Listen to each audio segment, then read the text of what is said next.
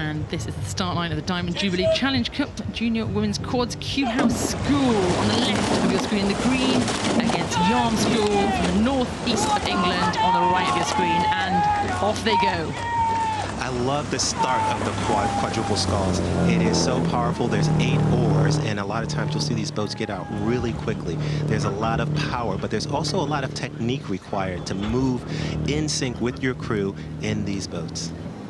Yeah, it must be one of the fastest moving boats. You've got an oar in each hand, so that's a kind of a lot of surface area you get to push against, so the quads can really power off super hard. But the Kew House, their little steering, almost headed towards the booms for 1 second, but good correction, and they've moved back, and now they can look back at Yarm School, and that's a strong start to the barrier. First 600 meters down, all Kew House. Yeah, we talked about the difficulty of both rowing and being responsible for the steering. You know, when you're in the 8 or you're in a 4 with a coxswain, you don't have to worry about the steering.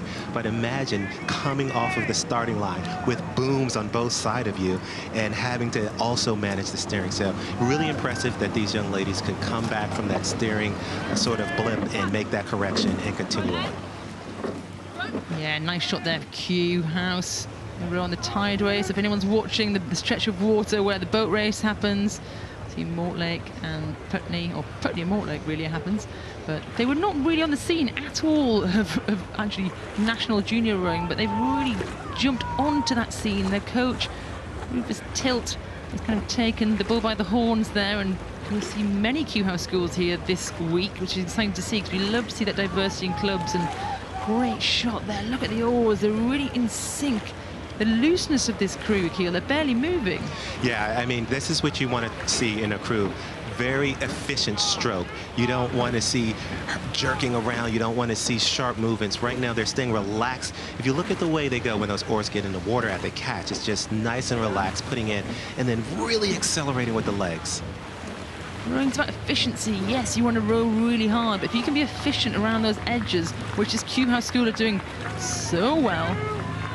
Lucy Press in the bow, Charlotte Taylor Aubrey, Ava Thurman and Isis Thurman up in the stern pair, tapping it along now. Again, they've absolutely blown Yarm School out of the water. Now probably can afford to have that looseness as we look down towards the Yarm School quad. Yeah, and here in the Yarm School quad, we have Rebecca White in bow, Charlotte on in 2, Lucy Oliver in 3, and Poppy Bell stroking.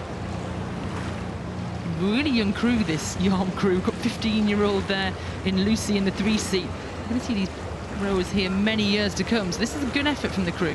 Yeah, and you know, they're rowing well, but once again, it's about power and efficiency. It's about technique as well. And sometimes you can have a crew that is smaller and just has such good technique that takes out an overpowered crew. And then you have crews that are just powerful, and when you have the combination of power and technique, these are some of the type of results you see. Absolutely, and San Pacino talked about the inches all around us. That's what we can see here. This crew just inched and inched away until suddenly they've got a few lengths of clear water. So that's what rowing is about. Can you be fractionally faster than the crew next to you? Add that up, and it's quite a way. Yeah, and you know, that's what we used to have. I used to have a coxswain in the 8, though, so just give me an inch. All right, give me another inch, and it just adds up. And right now you can see, you're taking a look at this Yarm School crew here, and you know, they have to have a belief that they can, you know, stay in it. That's what I love about this sport.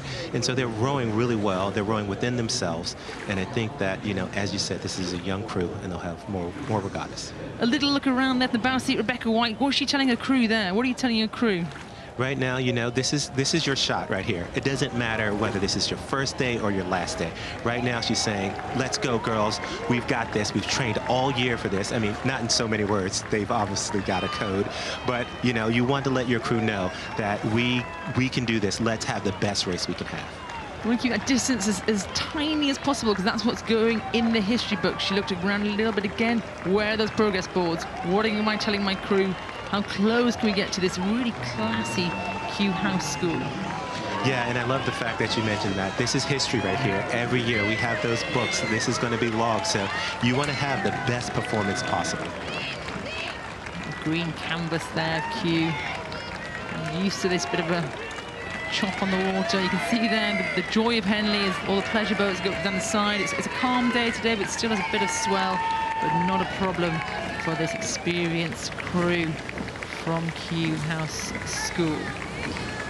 Yeah, and as they come through, you can hear the cheers. Love seeing all of the people along the regatta shores there. It's so exciting. Yeah, strong row there from Kew. They can just wait there on that finish line. They'll give 3 cheers to Yarm School. Great effort, club from the northeast, from Teesside. But today, in the Diamond Jubilee Challenge Cup, it's a win for Kew House School over Yarm School.